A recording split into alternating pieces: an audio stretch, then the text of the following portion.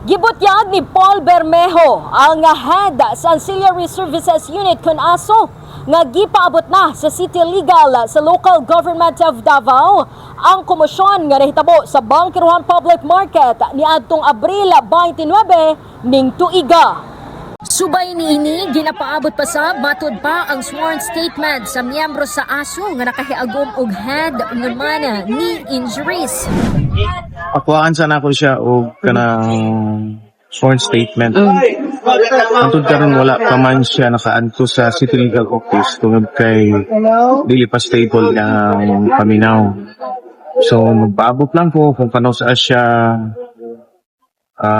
pakuhaan og statement. From there, mautoy pasihan ako sa Instagram naitabo dito sa Bangkiruhan. Dugang ni Bermejo nga dugay na silang mihatag og taas nga pasensya alang sa pag-clearing sa mga vendors nga miokupar sa agianan sa publiko ug sa mga sakyanan. Busa mihangyo ang buhatan nga mikig-koopera ang tanang vendor sa balaod aron malikayan sab ang susamang kagubot sa umaabot. Ang ako lang is operate lang ta. Kanya kami dili man mi violent, dili man kami ang naga-start og commotion. So magpadayon mi sa pag-implementar niya. Ayaw lang mo sobra og pabadlong kay patakot kamo sa pulis.